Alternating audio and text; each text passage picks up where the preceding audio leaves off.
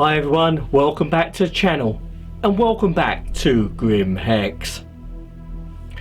This week's Aroundiverse was presented by Eric Kieran Davis with Kurt Tomei, and this week's studio report was from Foundry 42 in Wilmslow, and as usual it was presented by Aaron Roberts. So here's the highlights of what Aaron told us. Now, Aaron told us about that they're continuing to work on the inner fault interaction system. Now, this will enable the player to interact with everything in his environment, not just controls on ships, but interaction with, all types of different objects. Now, they've also been working on air traffic control systems, which will enable the player to land on different landing pads, obviously in different landing zones, and also free up the landing zones when you want to spawn a ship and when other players want to land. They've been finishing up something called the character status system, which is something to do with procedurally breathing and also suit punctures. And Aaron said when it's done, they'll implement it in the game. Aaron also showed us the new pickup system, which is a combination of the usable system we've seen before, but will enable the player to pick up objects and place them down on other objects as well.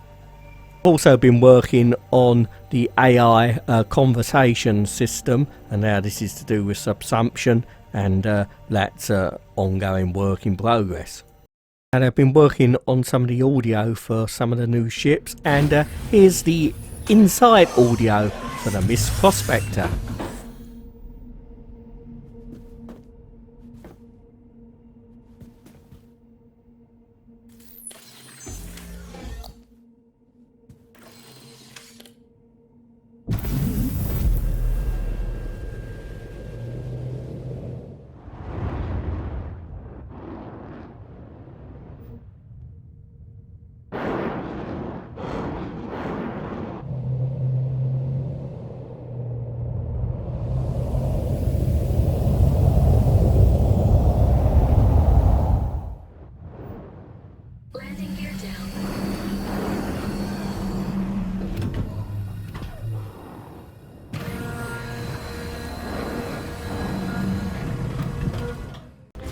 The audio department are working on the dynamic music system, and they're also working on the dynamic music system for when you're on the procedurally planets and moons. So look out for that in 3.0. We've also added some new music to the launcher as well.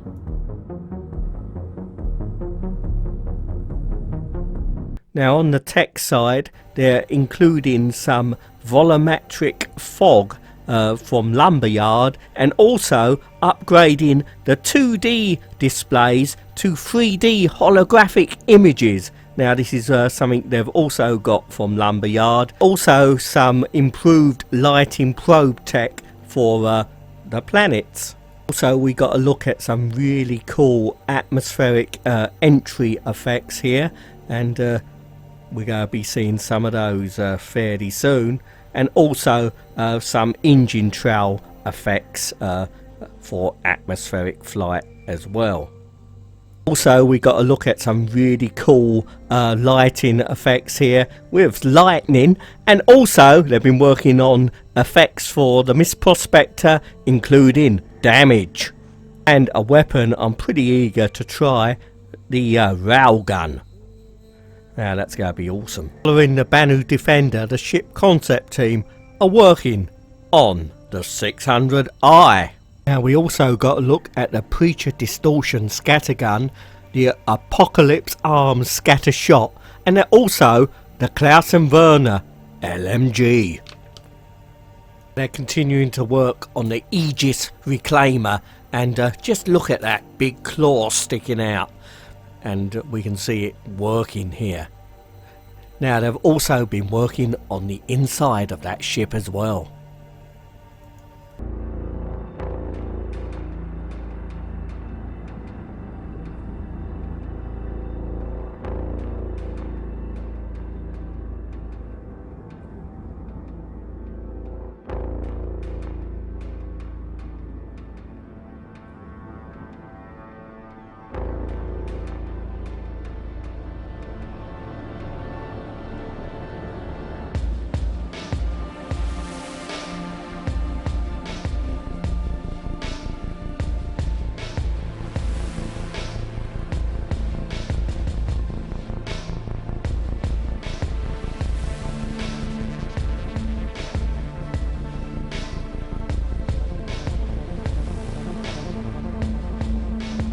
Now they're working on the derelict ships for the missions in, well, the upcoming 3.0.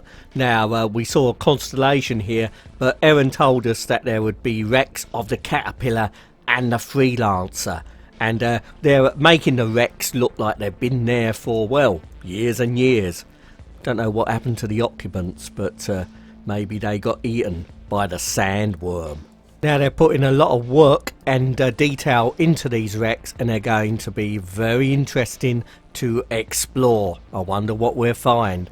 Now they're also continuing to work on the Misk Razor.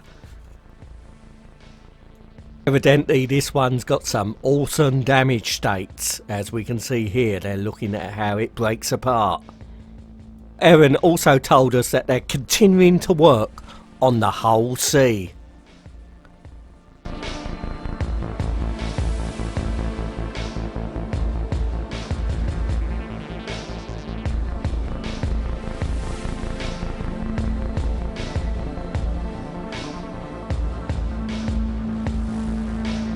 And they've also been working on the interior of the Hull C, and obviously by utilising the existing Misk ship pipeline, they've been able to add the insides of the ship in a very timely and quick fashion, and looks very nice indeed.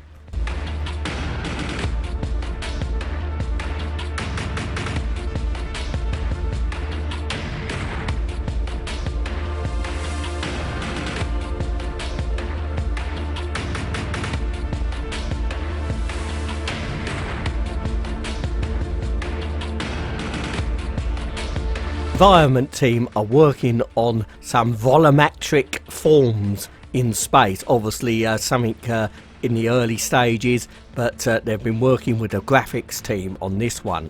They've also been continuing to work on the surface outposts. The inside look of these outposts certainly have improved since the last time we've seen them, so should be very interesting to explore.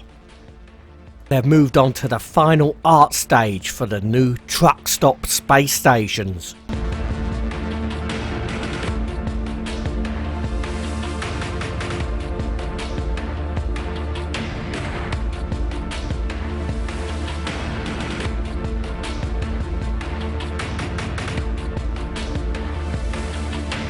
This is very interesting. Some initial implementation of some hand-to-hand combat, some knife takedowns we can see here, and also there've been ongoing work on improving the reloading of various weapons. Also some ongoing work on melee for the pistol. Well, that looked painful.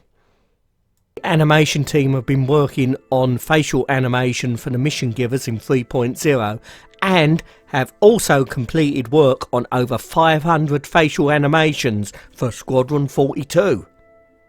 Also, under Steve Bender's direction, the animation director, they're improving the facial animations for shooting guns.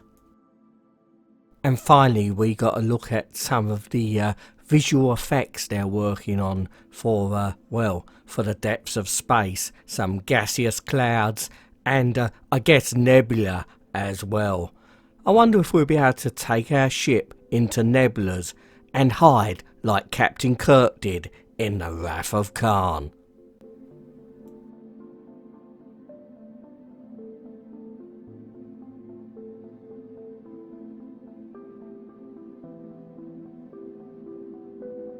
Now that was really exciting to see the work in progress on the Reclaimer, and you gotta love that big claw.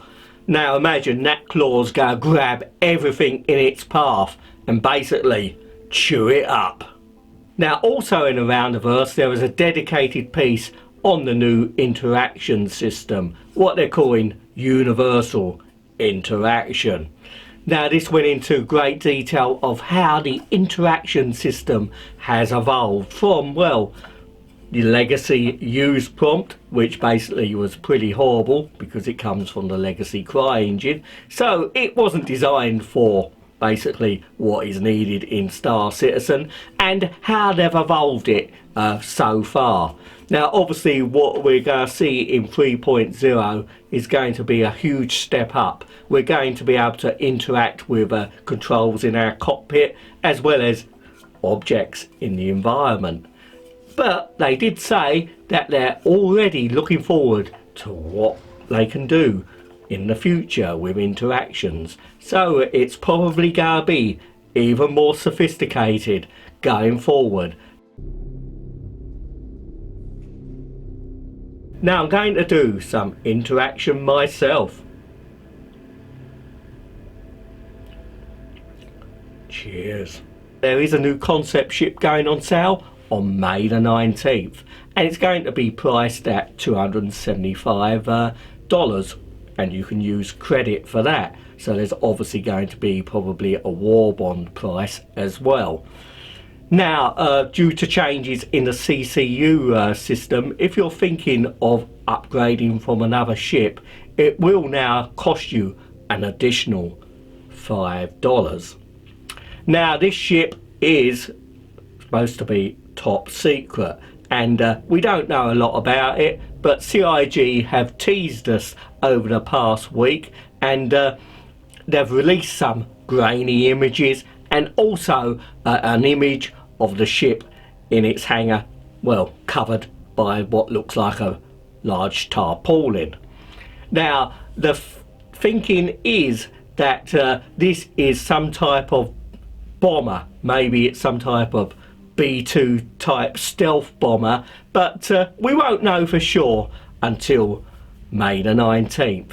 So anyway, keep an eye open for that, and remember, if you buy any of these concept ships, you're doing it to aid the development of the game. All the ships can be earned in game when Star Citizen eventually is released. If you're an RSI subscriber, this month's subscriber flare is the Icarus One. Now this is a holographic display, part of the Vivid display system, and the Icarus One is an historic space station, and it was halfway between Earth and Mars. So check it out. Now it's really been interesting being back at Grim Hex, but I always seem to get some uninvited attention whenever I try to leave the place.